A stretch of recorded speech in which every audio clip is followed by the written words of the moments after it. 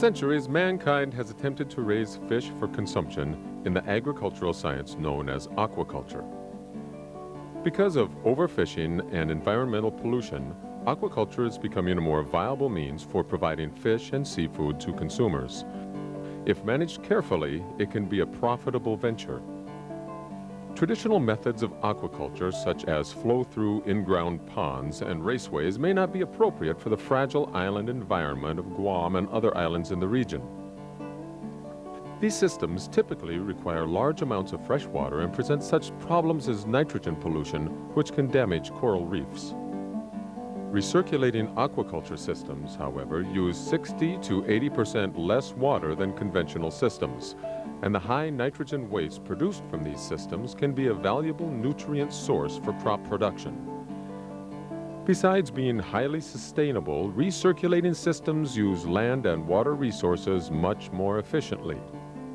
In this presentation, we will look at the common components of recirculating aquaculture systems. We will cover some economic and biological considerations important in designing these systems. We will examine regular maintenance activities like stocking, feeding, cleaning filters, and harvesting. Then we will show how to generate production records for determining the costs and feasibility of your operations. There are a number of species of aquatic animals that can be raised. One of the easiest, however, is the tropical fish tilapia. We will use tilapia as an example throughout this presentation. Many of the basic principles will be applicable to a number of species.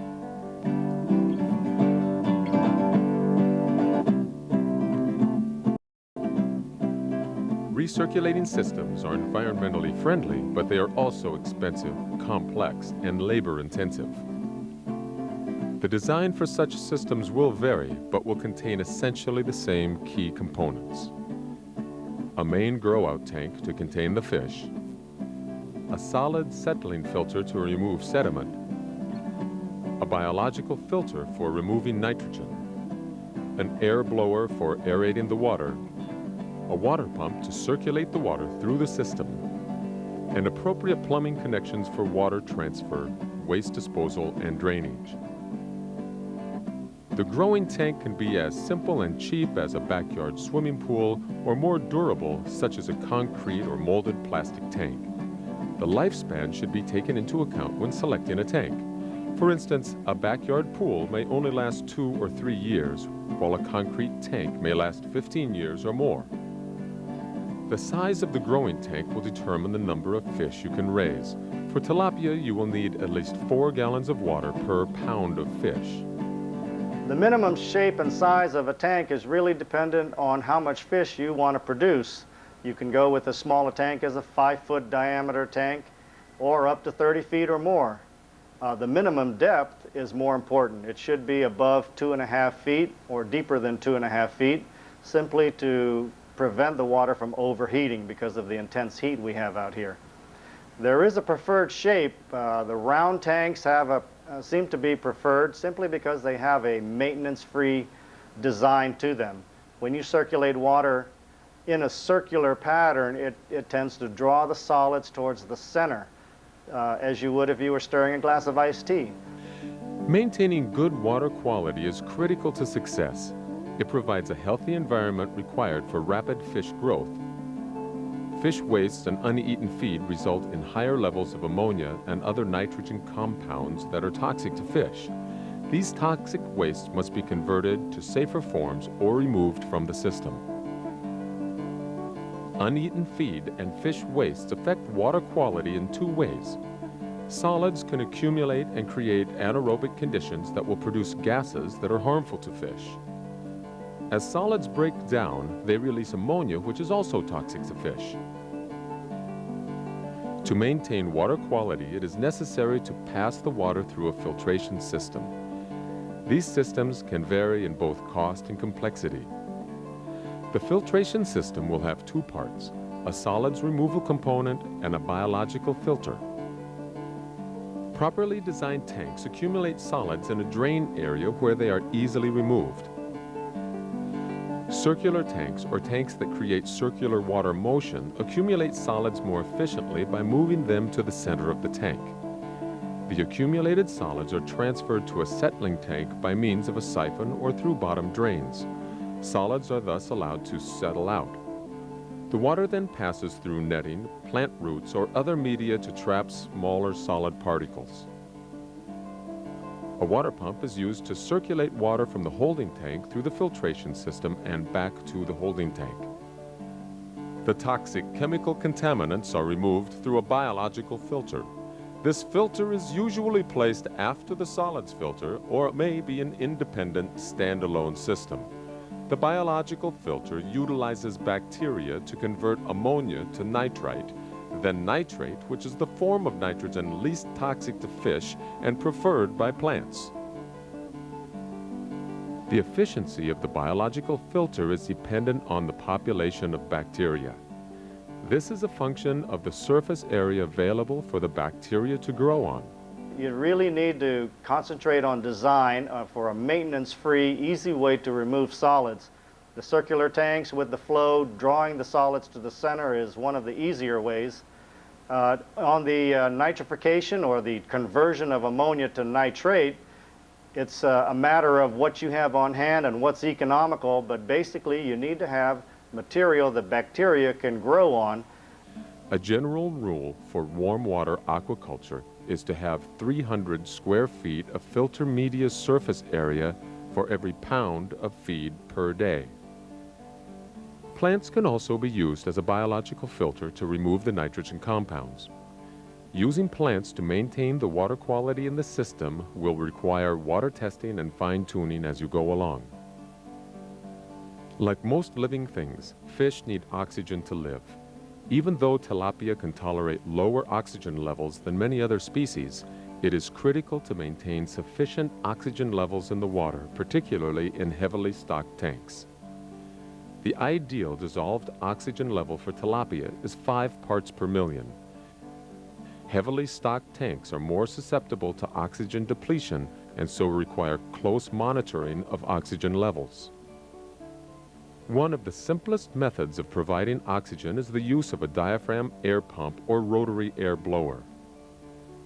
The pump forces air through air stones or diffusers, creating tiny bubbles which allow more oxygen to diffuse into the water. There are basically 2 air pump types used by the backyard aquaculturists. One is the diaphragm air pump, the other is the rotary air blower. The diaphragm air pump is simply a small or an enlarged version of an aquarium pump that operates off a rubber diaphragm.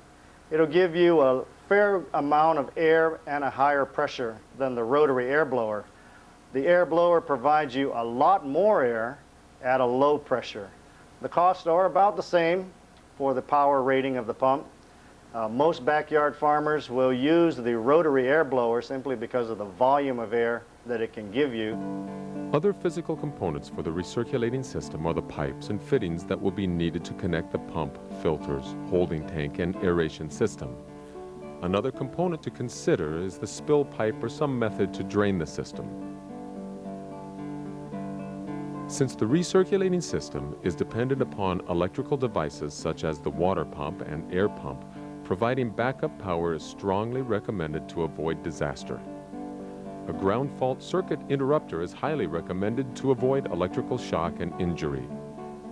When selecting components for your operating system, you need to think about 2 aspects of the cost beyond their initial purchase cost. First thing you need to consider is how the component will affect your regular maintenance activities. For example, in the filters, you can buy an expensive filter that may only take 10 minutes a day to clean and maintain, versus you can buy a cheap filter that may take 20 to 30 minutes a day. In the end, you'll save money by buying the more expensive filter. The other aspect you need to consider is the cost of the component when compared to its life.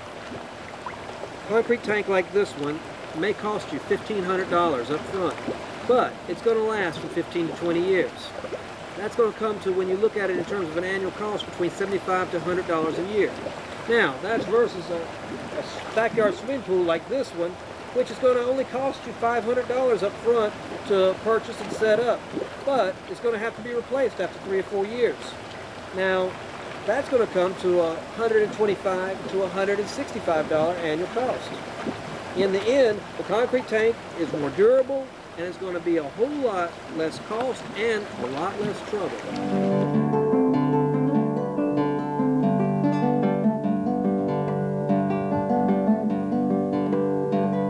Once the tank has been set up and operating, it is best to let the system age for a week or two prior to obtaining your stock. As with any livestock, it is important to select a good quality stock. Young fish, known as fingerlings, should be purchased from a reputable producer and examined for health and appearance. You should purchase only the number of fish that your grow-out tank will adequately support at market size. Tilapia can be produced continuously in one tank. However, the preferred way to do things is to have several tanks so that you're harvesting off of one tank for a portion of time, draining it, starting to harvest off a second portion while you restock the first one, and have maybe 3 or 4 or 5 or 6 of these tanks to be continuously harvesting on a weekly basis. Once the tank is stocked, you will need to establish a feeding routine. Feed comes in a variety of types and it will vary in form, size, protein content, ingredients, and cost. The objective is to raise the fish to a marketable size as quickly as possible. This is accomplished by providing them with a suitable, healthy environment and adequate feed. When you're feeding tilapia in particular, and most fish, you need to feed them as much feed as they need, and that is often a percentage of how much they weigh. The size of the feed also makes a big difference. If they're smaller fish, they require a smaller pellet. If they're larger fish, a larger pellet, simply because it can fit into their mouth.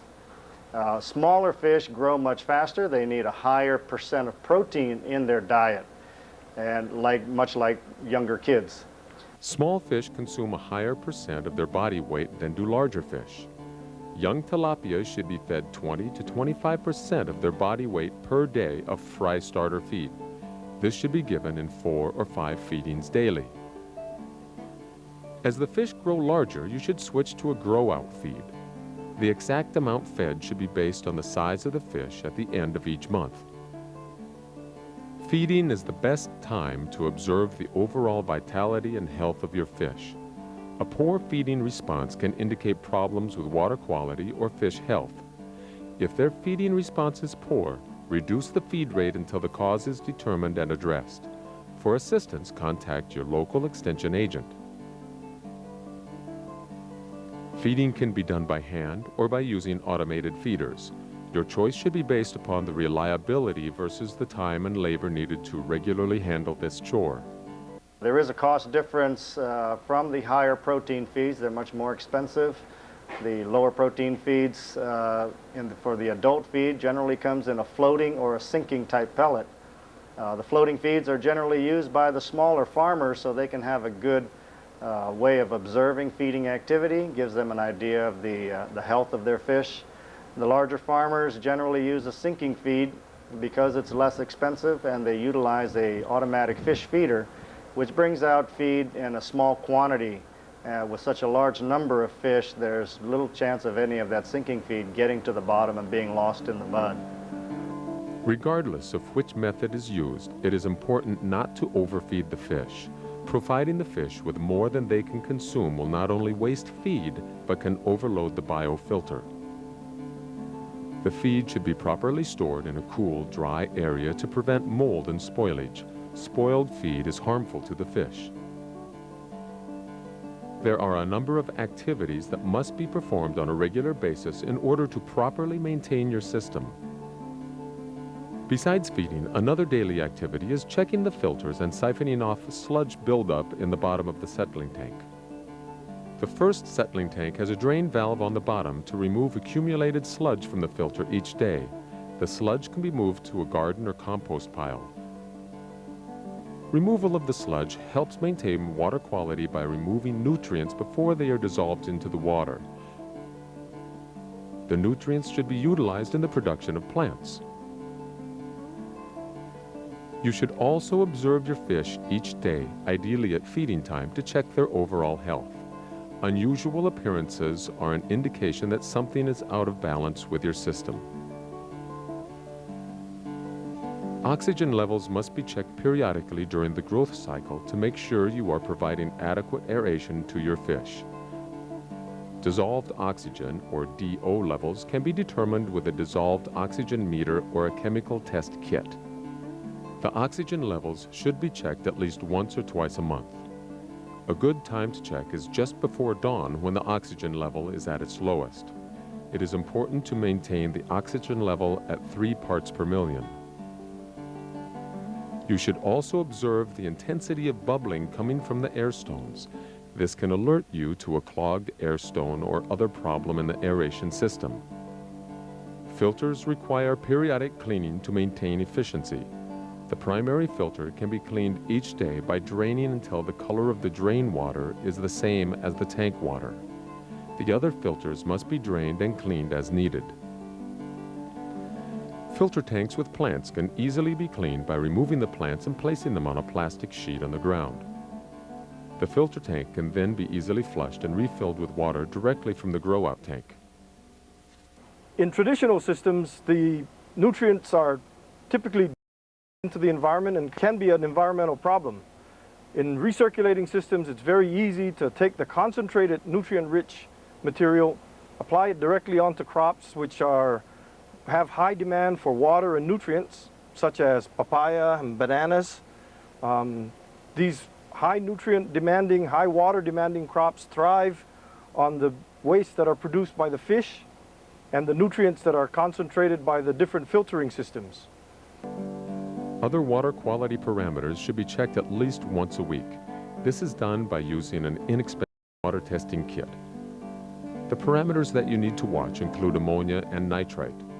For tilapia, the levels should be maintained below 0.2 parts per million for ammonia and below 27 parts per million for nitrites.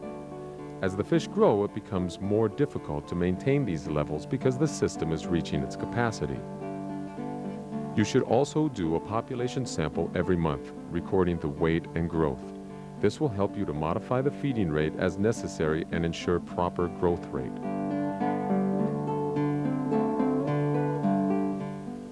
Fish should be harvested as soon as they are marketable. Every day you hold them beyond that size costs you money and increases the risk of losing fish due to system failure. It is more economical to harvest a younger, smaller fish if it is marketable than a larger, older fish.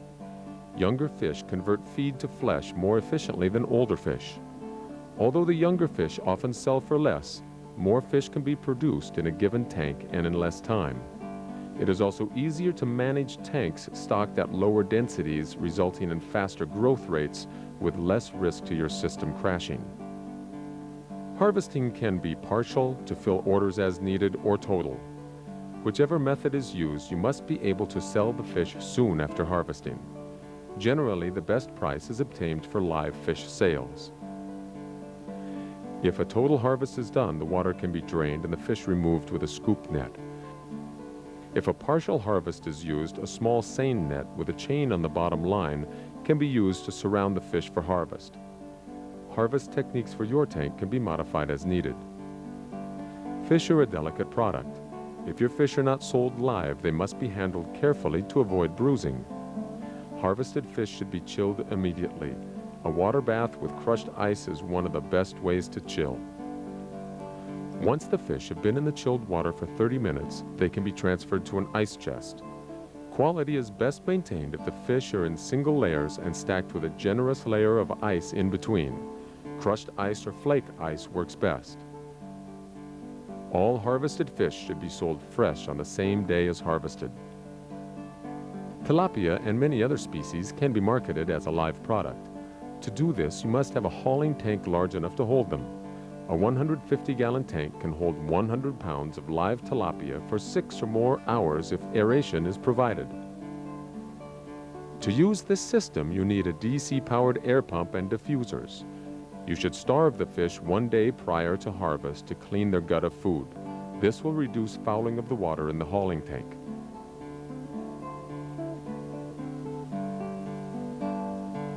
It is important to maintain adequate records, principally to determine how profitable your business is. If the system is not profitable, it is not sustainable. Additionally, accurate records also let you determine how you can cut costs by identifying the areas of your operation where your costs are the highest. Records are also important in that they allow you to obtain maximum benefits in times of natural disasters. Complete records allow you to take advantage of as many tax benefits as possible. In order to determine profitability, you will need to know production quantity, market price, and the fixed and variable costs of production. With these figures, you can calculate your profit, which is the number of fish sold multiplied by the selling price minus the costs of growing them. And more importantly, you can calculate your break-even price, which is the price you must sell your fish for to cover your costs. Break-even price is calculated by dividing your total cost of production by the number of pounds you produced. Determining the market price can be done by a market survey. However, determining the cost of production is more difficult. The first step is to organize your cost records. To assist with record generation and organization, the University of Guam Cooperative Extension has developed a record system known as F.R.O.G. F.R.O.G stands for Friendly Record Organization for Guam. The system is a convenient, portable filing system for generating and collecting production costs information. While F.R.O.G is not intended to be an accounting system, it can provide the data for one. When our producers have worked with us, that's one of the things they ask us to help them figure out. Where are they making money, or are they making money? Well, frequently when we first work with them, we can't, because we sit down to look at their cost and they don't have the data. So what we have done here at the University of Guam has come up with a system known as F.R.O.G, Friendly Record Organization System for Guam. This is not an accounting system. It is a record generation and filing system. The whole purpose of it is to get your records in one place. It can be simple. It can be a single portfolio folder with a notepad to write down your cost on. Or it can be far more complex. You can have sales receipts, you can have material requisition sheets, or you could have and filing folders to separate things out. The F.R.O.G portfolio has a series of folders inside to organize the receipts and log records. The basic concept is to generate and get the financial data into one place so that the producer has the data needed for analysis. For recirculating aquaculture operations, the system can be organized into three main groups: sales receipts, system costs, and operating costs. Keep receipts of all purchases that you make in each group. When you don't receive receipts, for example for your own labor, write up a receipt and make a note in a log record. In addition, you should provide and keep receipts on sales made to your customers. System costs are those that are associated with the setup of your recirculating system. This includes tanks, filters, pumps, and other physical components. In figuring your profit, you will need to spread out the system costs over the estimated lifespan of each component. Operating costs are those attributed to the overall operation of the system. This will include the fish, fish feed, energy consumption, labor, and transportation. Recirculating aquaculture is ideal for environments where water resources and environmental impact are of significant concern. These sustainable systems are more expensive and energy demanding than traditional systems. As with any agriculture endeavor, you should first investigate the market for the product before making an investment. It won't do you any good if you raise the fish and can't sell them. The design of your system should take into account the efficiency, cost effectiveness, durability, and general maintenance of the components. The design should also plan for backup measures for emergency situations. It is important to obtain quality stock and provide adequate feeding that optimizes production and minimizes waste. Maintain an ideal growing environment by monitoring water quality and oxygen levels and ensure they are within the proper ranges.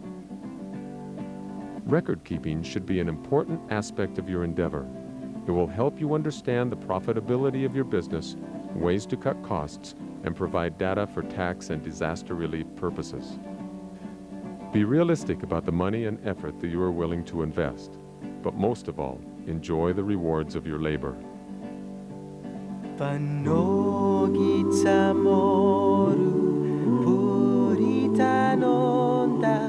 Kantai man do not yagi toru ilu God.